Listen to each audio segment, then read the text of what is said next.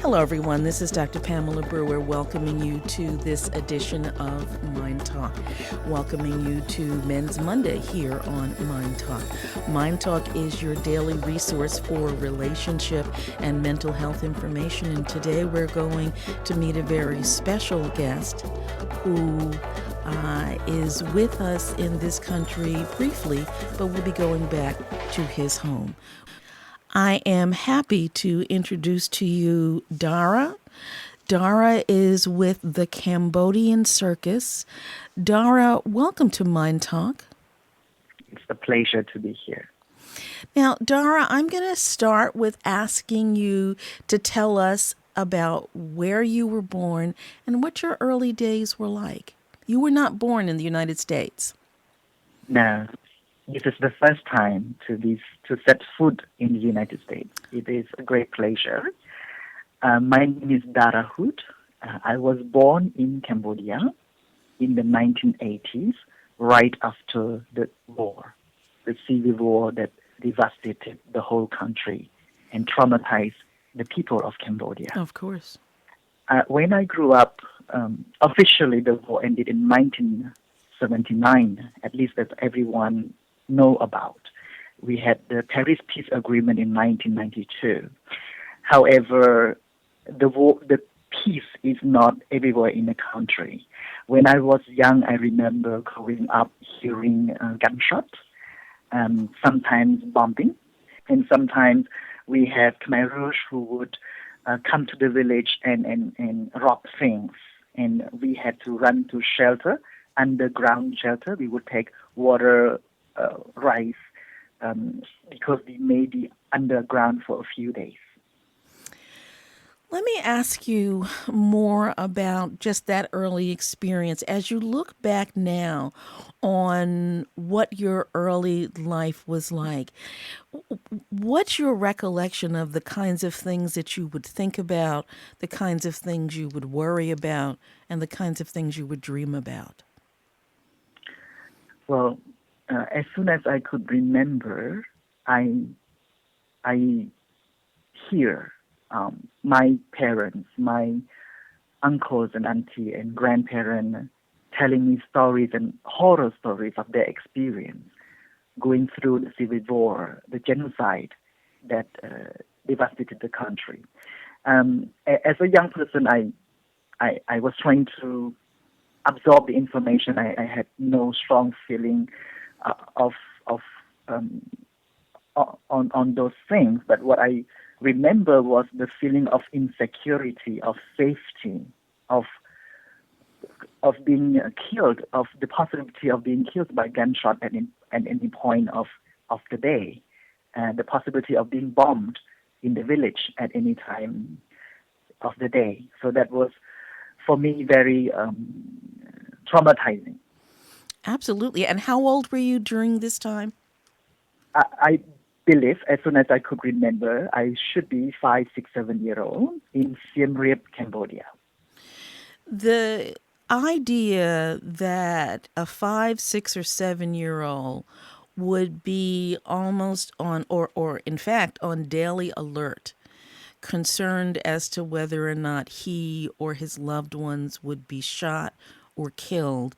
And for those who have not grown up in that environment, that's almost impossible to sort of wrap the brain around. You know, how does a 5-year-old live in that kind of terror, that kind of trauma, and survive? It's very interesting from at least my generation who were born after the war. After the war, we have many widow women with children survival of the war, and they have a very difficult life, and my generation, we were born right after the war. It is interesting to know what we went through as a child born inside a country as a result of the war, the experiences of what we go through compared to our older brothers and sisters or auntie and uncle, parents and grandparents who went through the actual war. Our experiences are different, however, probably not very much less traumatized than one of another. But for those who were listening who may not have clarity about what we're talking about as you refer to the war, give us a couple of sentences, if you will, explanation of what was actually happening in your country. What was the war about? Who was involved in the war? In the 1950s and 60s, Cambodia was described as the Pearl of Asia. It has a very advanced economy, very vibrant in art and culture, very developed. It is one of the most developing economy in Southeast Asia. And Singapore was just born at the time. The Prime Minister of Singapore said that he wanted Singapore to be like Phnom Penh. At that time, we can imagine how advanced it was. Now, in the early 70s, there was a coup d'etat. There has been more bombs by the United States of America on Cambodia, more bombs being thrown into Cambodia, more than the whole bomb in World War II itself, as per some research. Now, it devastated the country, and there has been a coup d'etat, and a new government was born. And right after that, the old government formed a group. There has been another coup d'etat, and people believed they came to save the people. That was the Khmer Rouge. When they took the power, they took the ideology of equality for everyone. There is no industry, there's no currency, everyone is equal. There's only one supreme organization, which is the government, the organization in Khmer, the Angka. Everyone must wear the same clothes, that's black. They can only wear a scarf, a krama. That is the only accessory they are allowed to wear. And there's no social class in the society. All city people are evacuated from the city in 1 day or two, and they all become farmers working in horrendous condition in farming, and they are treated very badly. They don't eat. They don't have enough to eat. The children are separated from the parents. The children live in different camps, and the children become child soldier. They are destroyed. They destroyed the family structure. There's no parent-children relationship anymore. Everyone serves the organization, the Angka. So the child can report his own mother for stealing a mango, for example, and the Angka will kill his mother. Within 3 years, the civil war has costed more than 2 million people's life. And what's more notable is the eradication of the educated, the intellectuals, and the artist classes. People are screened. They are asked if they are educated, if they speak foreign language, if they used to work for government, if they are artists, then they will be targeted and killed first. So after this war, the country is totally destroyed. And I was born after that, and I lived through the result of what happened before I was born. The difference in your home before the war and the difference in your home after the war is really stunning, as you describe it. And clearly you've given us a good history of before the war and after the war. Now, for you, life began after the war. I'm wondering if it was safe for your family to talk to you about what their lives were like prior to the war, what their lifestyles were like. Did they talk to you about what they remembered or no? They do when I was younger. At this present time, people are not very free to talk about it publicly to the media. They have to be sensitive and censor themselves in some ways that doesn't upset the current leadership. But this is your home. This is where you live. Now you have come here with a group of folks. Let me ask you this. You talked about the fact that those who were artistic were part of the targeted class, if you will, of folks.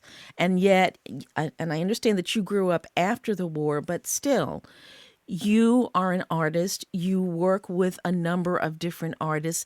How did that become a part of your life? I remember growing up, the only form of art that I experienced were street artists. They travel from one village to another. They normally have one monkey or two. They would do clowning. They would make people laugh with their tricks, with their acrobatics, with their circus skills. They would entertain the villagers. People would laugh a lot. Then they try to sell medicine, and the self-made medicine that would cure 100 kind of illness or diseases. In Cambodia at that time, right after the war, there was no medicine in Cambodia.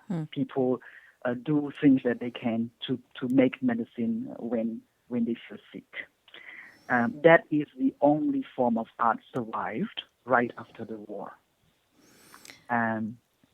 Because, as I said, many artists, probably 90% of them are targeted and killed during the war. Now, I was introduced to art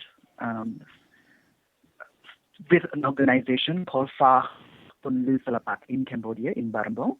The organization is set up by refugees, returning refugees who received art therapy in refugee camps.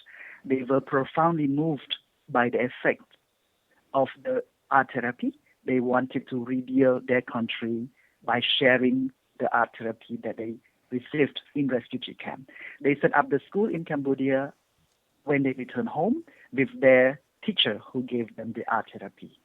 The school name is Phare Ponleu or Brightness of the Arts. The organization is 20 years old. And 14 years ago, I was a student in this school. I learned music as a form of expression and creativity. And that's how I am introduced to performing arts. And at the moment, I return back to the organization, leading a project to seek for financial sustainability of the school, who provide free education, social support, and artistic vocational training in visual arts and performing art to 1,200 underprivileged Cambodian children every day. 1,200 children every day. That's extraordinary. It's a big school. Yes, indeed, it is. When you first became a part of the school and of the circus, do you recall what that felt like for you? The school is a social inclusion school. The school welcomes anyone in any walks of life for free at any time of the day, any time of the year.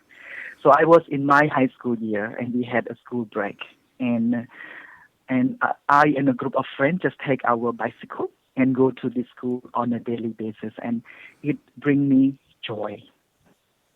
I smile when I play.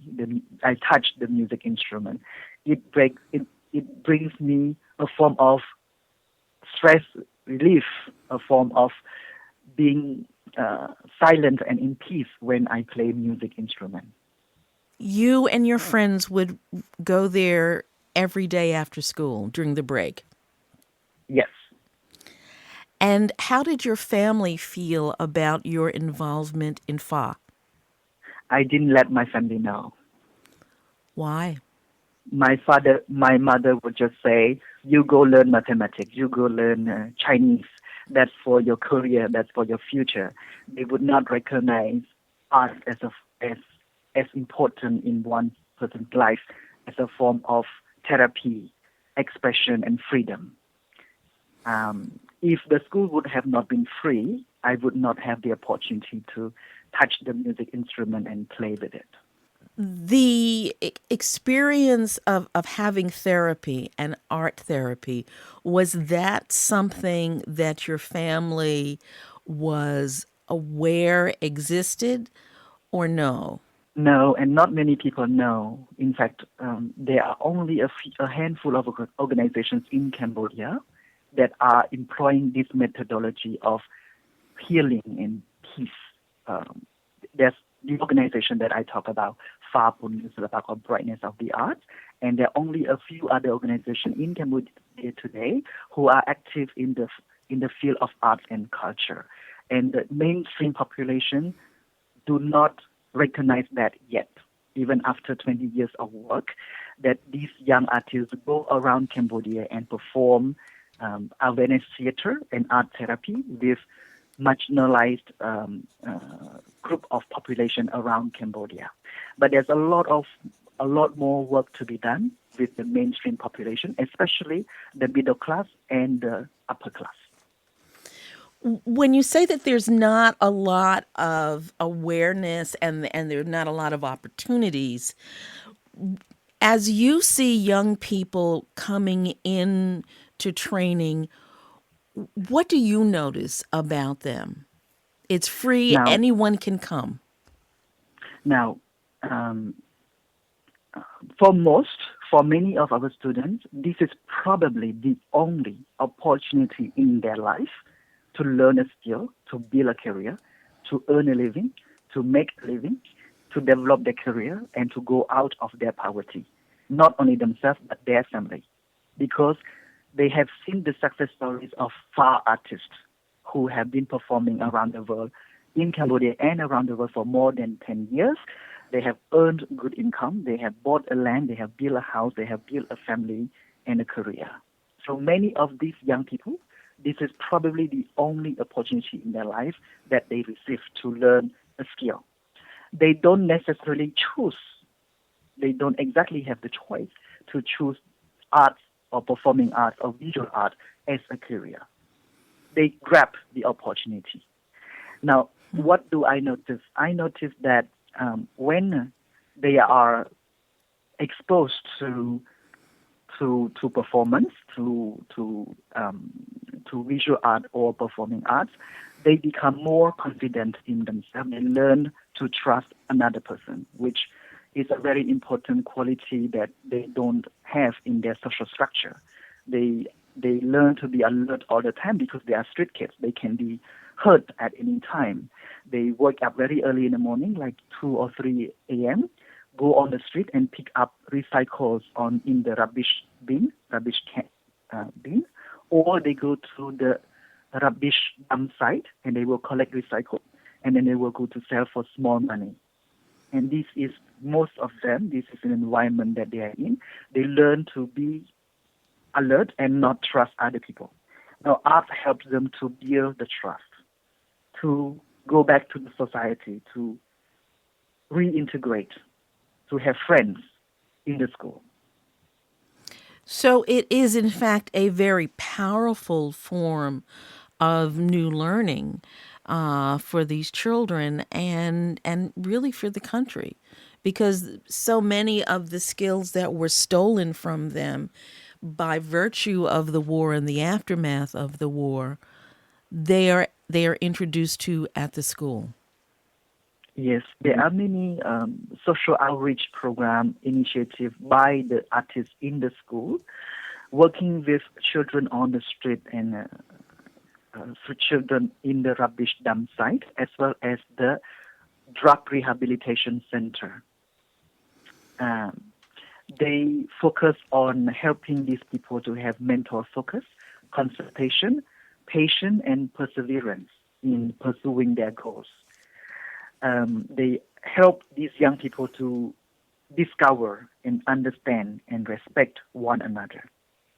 They help these young people to trust themselves and trust the others. And the opportunity to perform or to display their artwork bring joy to them, to their life. And the money that they earn from their art career bring joy to their family, that allows their family to let them still go to school, because if they don't earn money, they can't go to school. So as soon as they can perform or can paint, the school would sell those paintings or let them perform in the school and share the revenue with the students. that allows them to continue to go to school. And when I say school, we are talking about both formal education in public school under the organization and artistic vocational training.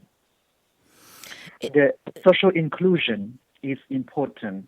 I would classify myself as from lower middle class family when I was younger, and because the school is very inclusive, it doesn't say that we only accept the poorest of the poor. We also accept other people. I get to understand and know these young people 14 years ago, and that's how I get connected with them. After 13 years of my career in corporate Cambodia, in businesses, I am here to help them find self-sustainability through social enterprise model. Should I not be introduced to this school 14 years ago because of their social inclusion policy, I would not be here helping them today because I would not know about them. We're going to take a break, and when we come back, I'd like to learn more about the social enterprise model and where you see it going. And of course, I want to hear more about your artistic troupe and the kinds of things that they do. Folks, this is Pamela Brewer. You're listening to Mind Talk. You're listening to Men's Monday on Mind Talk. We will be back in just a moment.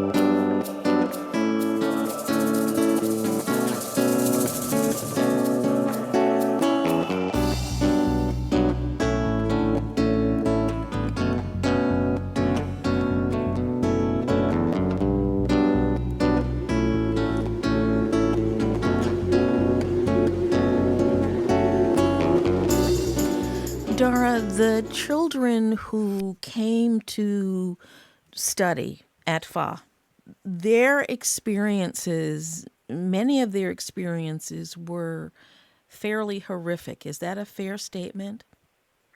Yes, most of them. Some of them come through history of human trafficking, of domestic violence, forced labor. Human trafficking, domestic violence, forced labor. So for these young people who have been introduced to life in a very ugly way, as you talk about their ability to learn self-confidence, to learn how to trust, to learn how to have friends, when you put it in the backdrop that you've just described, it's actually pretty huge. I mean, the transition from being a human trafficking victim to being a performing artist and what has to happen on the inside is just enormous. It is a very long process, and a long process to help the young person to even talk to other people, to even learn to tell their story. We have a team of 10 experienced social workers that each has their own case management and territory to follow up each and individual students. Now, we have students who come through this history of human trafficking or domestic violence or forced labor. When they first join the school, their friends describe them as human monkey because they don't act proper behavior as other children. They don't play like other children. They were like monkeys. They still have the nickname human monkey today. But after 7-8 years with the school, the human monkey that we talked about is today our senior graphic designer in the social enterprise. One of the highlighted success story that we have. A senior graphic designer from a life of being trafficked. Yes. Do you worry, do the children at the school have to worry about the people who have harmed them coming to the school to try to take them back? And the school has a very rigorous child protection and child promotion program Okay. administered by the social support team. Now, what we do is we don't house these children who cannot be reintegrated to their own family because they are at risk of being trafficked again or violent or forced labor again. So what we do is to reintegrate them in a loving, caring family, identified by the social worker, represented by a family representative who live around the school. The children are housed in those families with the condition of love and caring and support from the family, again evaluated by the social support team, and the family receive financial support from the school, however small. The student receive school supplies and regular social follow-ups. The student have lunch in the school and return back, have dinner at home and sleep at home. It is a very nurturing and safe environment for the students, and the community here are the people who build this school themselves. When 20 years ago, when the founders started to form the school, World Food Program provided rice, just food, and the whole people from the village helped to fill in the soil because it was just a land full of water before. Fill in the soil, build the road, build the first building. This belonged to them. This school belonged to everyone in the community who mainly were returning refugees. So it is a very nurturing environment because they have been together building this school and this community already for more than 20 years. And this family accept children through our social support team to be living with their children and love them like their own children. The process for that child who has, for example, been trafficked to even get away from the traffickers and get to the school, I would think it would be a difficult and dangerous one. It is very difficult and traumatizing. If you have been to, mainly, I take an example of Thailand, mainly in Bangkok, because it's still what has happening today. If you walk on the street in Bangkok, you may see children begging on the street, or sometimes family. Most likely than not, they are not Thai citizens. They are Cambodian children trafficked by the mafia. They beg on the street and give the money back to the big brother, the mafia. Or they could be drug dealer on the street or anything. So the Thai authority, the law enforcement police, would catch them and would look at their history, and if they were determined to be Cambodian, they would return them back to the border of Cambodia. Different organizations are equipped to accept those children at the border, receiving the children, the youth from the Thai police, not directly, not our organization. So those shelters would house the children for a few months, evaluate and trace their history, know where they're from, and see where they can help to reintegrate the child into the society. Now, not everyone come to our organization. Only those who are determined by our network of social workers that they would be inspired by the art, they will be helped by art therapy, or they show talent and interest in the art, then they will be sent to our school and see if those children are interested to be part of our school program. So receiving children through the network of social workers is what we do. And as I described, when they first come, they could be behaving abnormally. Other children would call them human monkey as teasing, but they become great friends after.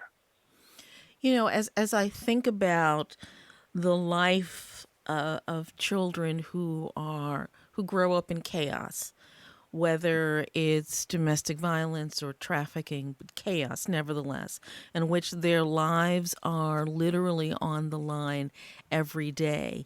And just sort of imagine how their lives are different once they come to your school and become a part of your organization. I mean, the transition is, yes, it takes a while, but what a stunning, life saving transition for the children. It is, and we have those stories that they have become great artists, great productive member of the society after getting the knowledge, the skills, and education in the school. You talked about a social enterprise model. What is that? For 20 years, for more than 20 years, the school has existed and has helped many young Cambodians transform their lives and their families' lives. The school has been relied on their own self-generating income by selling artworks and paintings and performances in Cambodia and around the world, notably Europe. But that helps fund only 15 to 20% of the whole need of the school.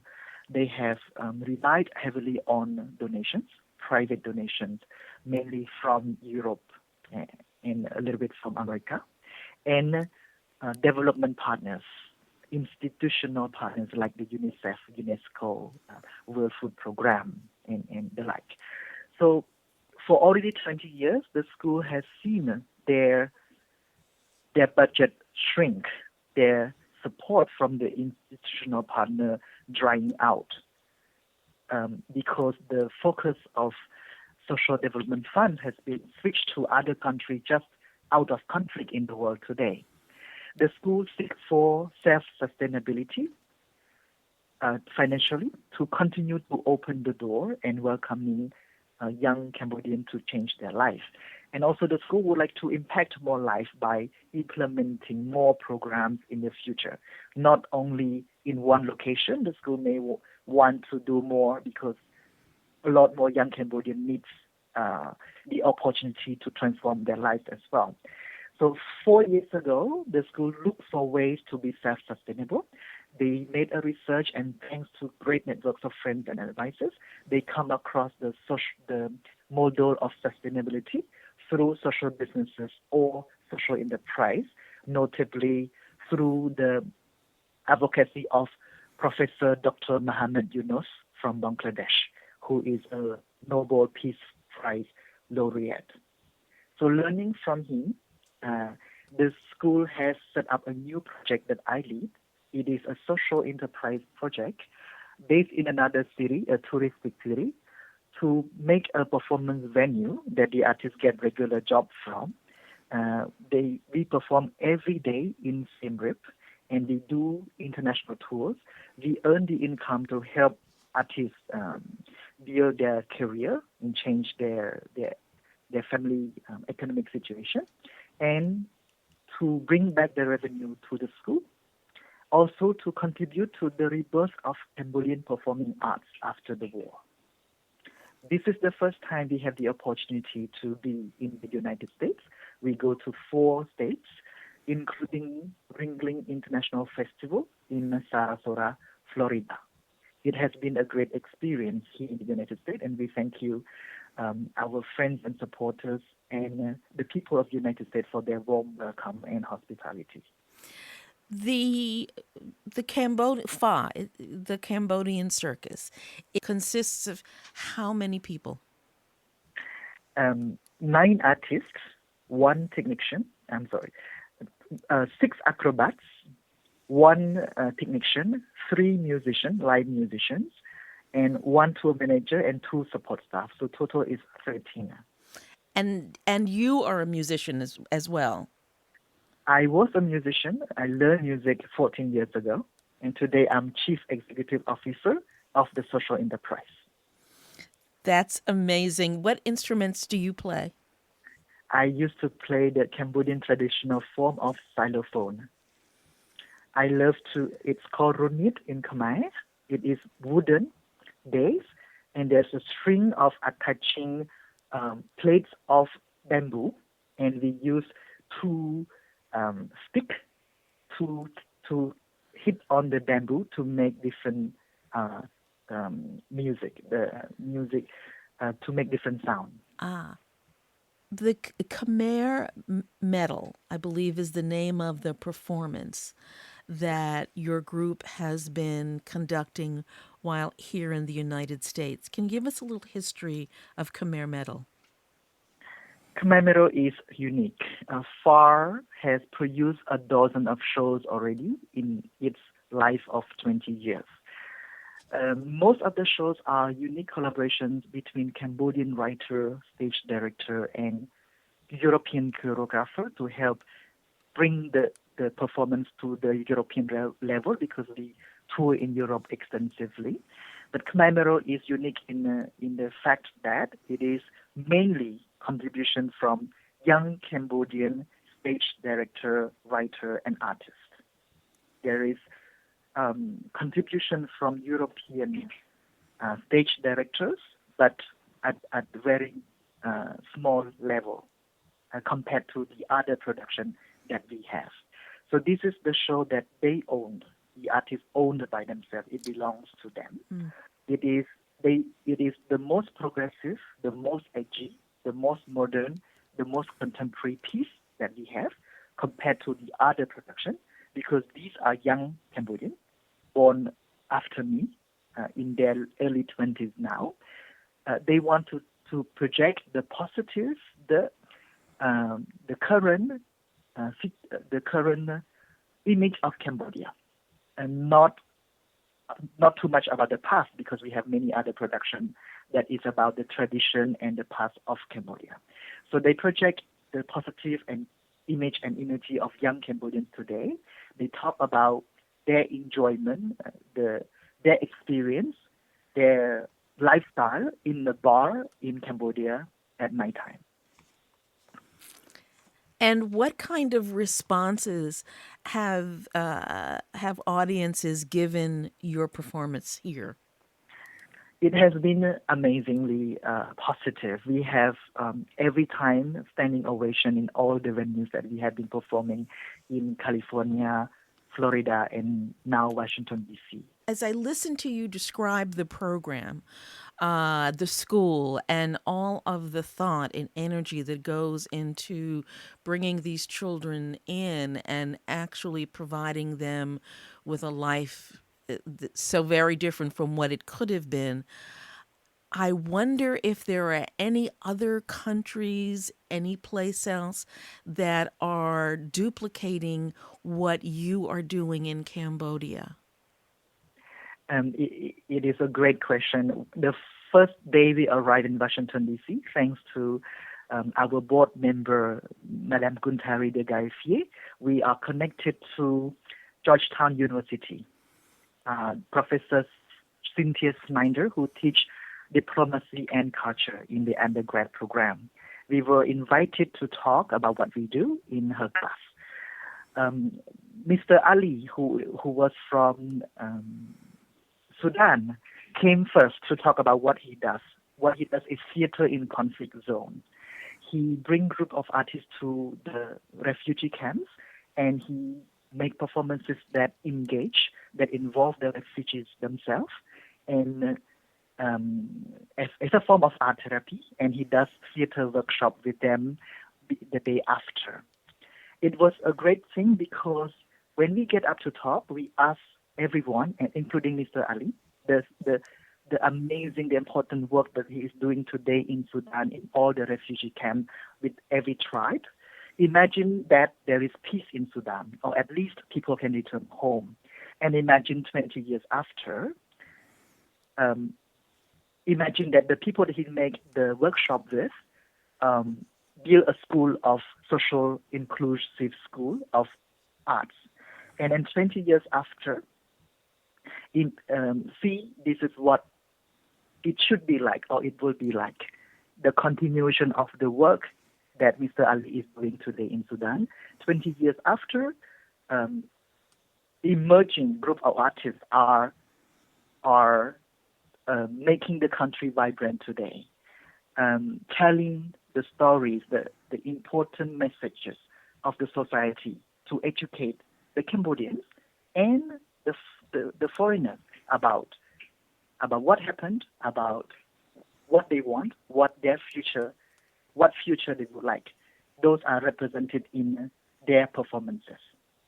They just sound so extraordinary and so powerful. We're going to take a break, and when we come back, we will continue to learn more about Dara and Phare, the Cambodian circus. Don't go away, folks.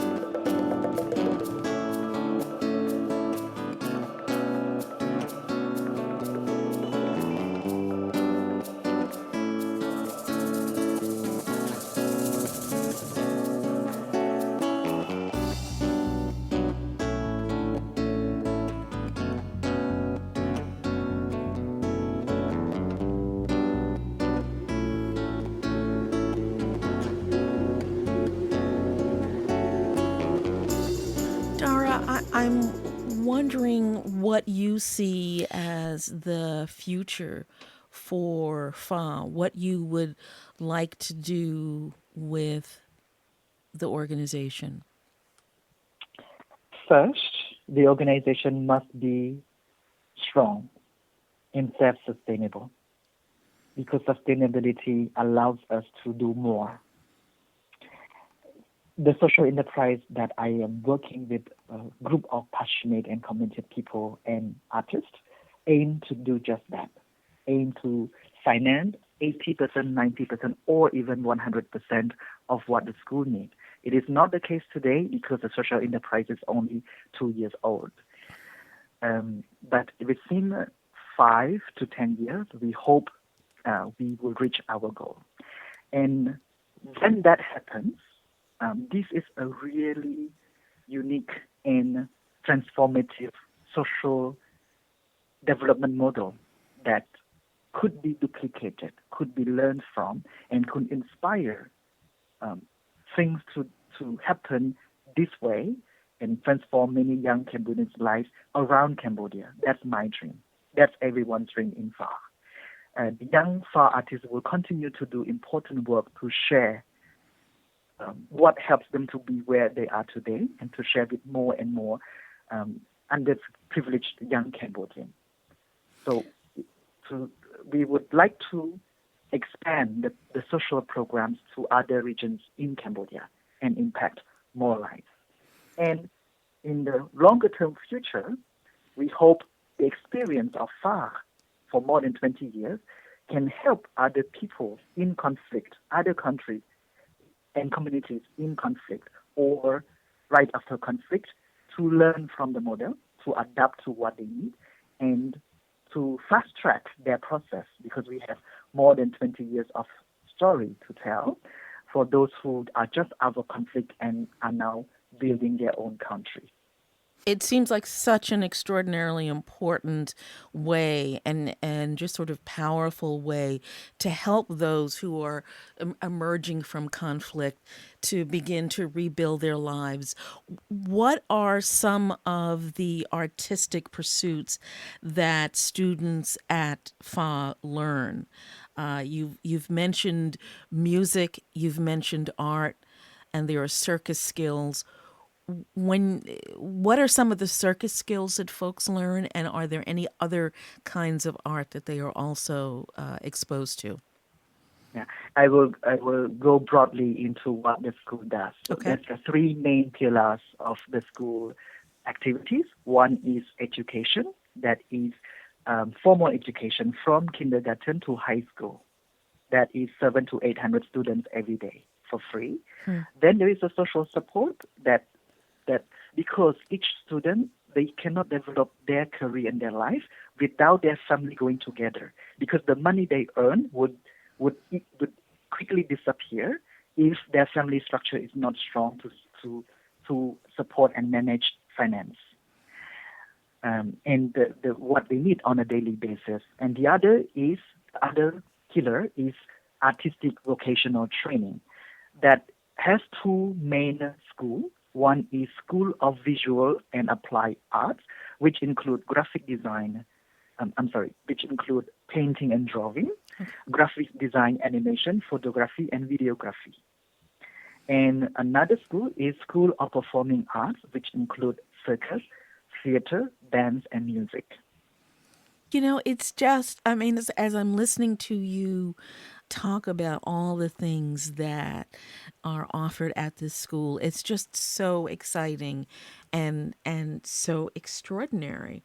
And We are it very sounds like, pleased to share what we do, and we would like to engage with more people around the world.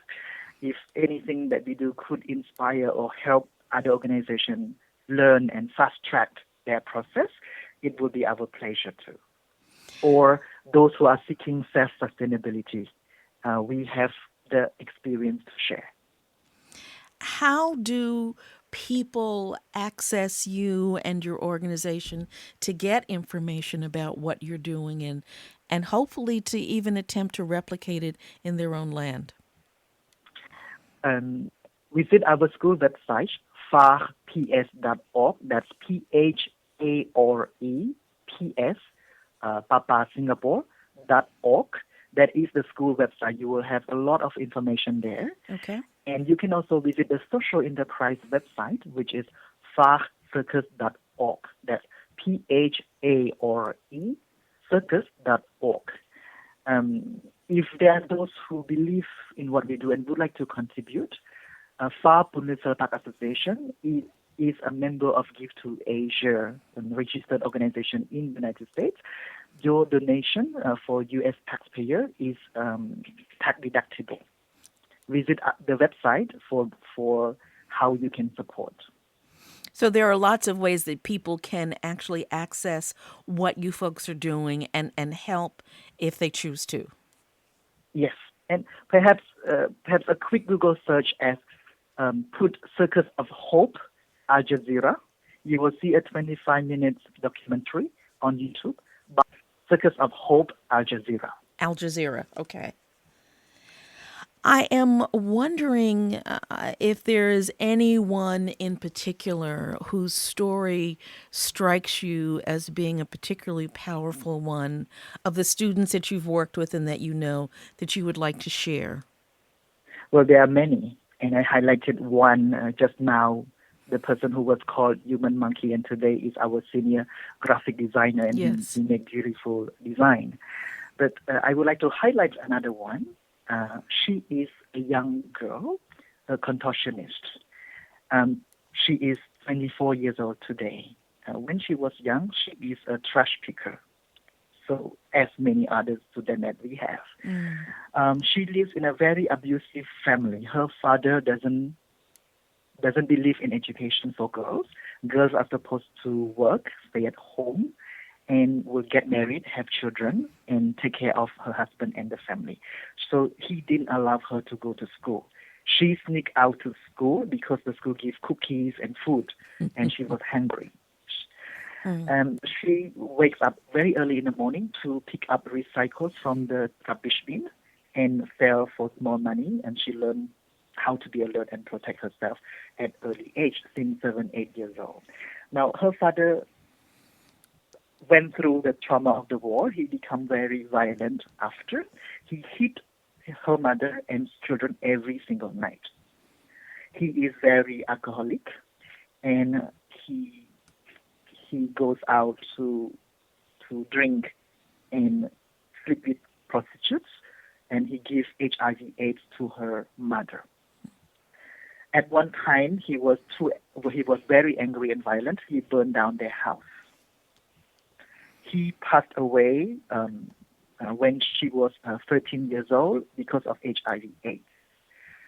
And that's when she can formally go to school after her father died. Today, she is featured in a documentary film by an American filmmaker, Lauren Shaw.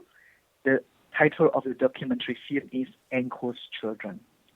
She is one of the artists featured in the film that talks about the revival of Cambodian arts, performing arts, through the eyes of 3 female troupe of artists.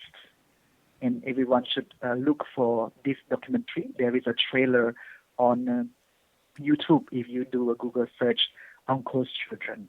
Her name is Punam. Punam is a role model for a lot of students in our school because she strives in her life, and today she speaks fluent French and very good English. And she is now on tour with us in Khmer. She's one of the contributors to the construction of the show. Today she is in Wisconsin to take a test to go to college in the United States because she received support from good friends of Phare, of the documentary film as well. So she will start her college education in the United States from early next year. And her dream is to be a politician, to make change in her community, to be a leader in her community. As you describe her story, I mean, it almost sends chills through one as you look at where she was and where she is and where she's going. Can you spell the name of that? That's Pin Punam, P-I-N, that's her family name. And you do a Google search, you put Uncle's Children Punam, P-H-U-A-M. You will see the exact clip, extract from the documentary film about her life. Okay. Alrighty. At some point, we actually might want to talk with her here on MyndTalk so that she can... Here, she will arrive tonight back from Wisconsin. She will bring her school test result for us to see, to congratulate her. To see and to celebrate. To celebrate. The power of art in one's life, the power of being able to express oneself creatively. So many people really don't have a sense of what that is and how it can be so powerful, but clearly you do. And clearly the school has a very vibrant sense, if you will, of the power of art and the way that art can absolutely change and grow and free one's life. Yes, but when I was young 14 years ago, I had no idea.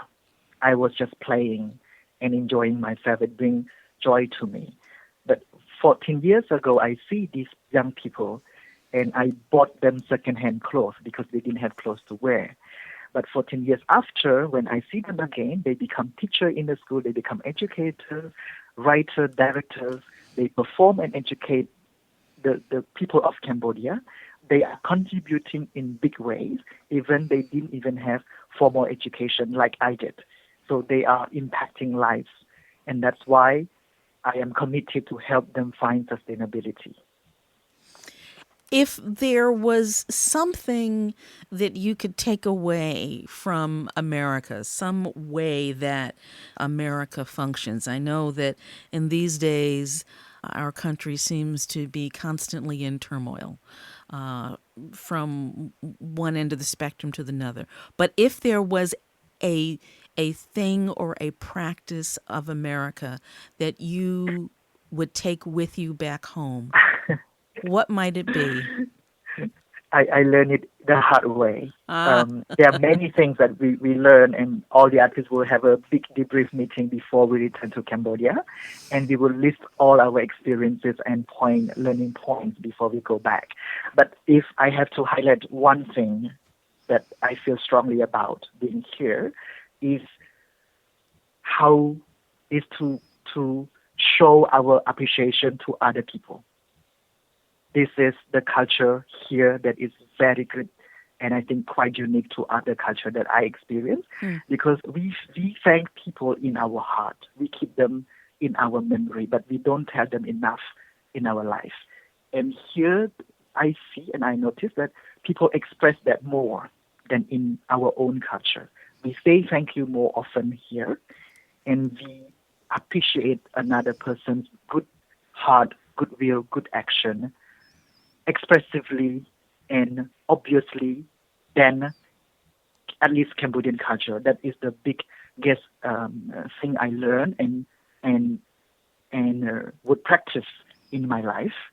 As well as I believe the artists would notice that as well, and they practice more now to say thank you and to show appreciation. And that is a very beautiful thing in America. Thank you very much for sharing that. And I have to thank you so much for spending time with us today. We'll certainly follow your progress. You have given us, I would say, an important way to look at resilience, an important way to look at how to move out of trauma and grow beyond what sometimes some people may experience in the moment as being insurmountable. And yet, certainly with art, there are ways to go past that and grow. So thank you very much for your time today. Thank you for the opportunity to share, and we hope to continue to engage. I think that we shall. Folks, I thank you for joining us on this edition of Mind Talk. Remember that you can listen to this and all Mind Talk programs on demand at myndtalk.org. Mind Talk is produced by Jim Brown and 26 by 2 Communications for Mind Talk with Pamela Brewer. The way to be in touch and learn more about Mind Talk is to go to myndtalk.org. That's myndtalk.org. If you'd like to be in touch with me directly, that number is 301-654-5286. And folks, remember always, always, if it's unacceptable, it's unacceptable. You take care.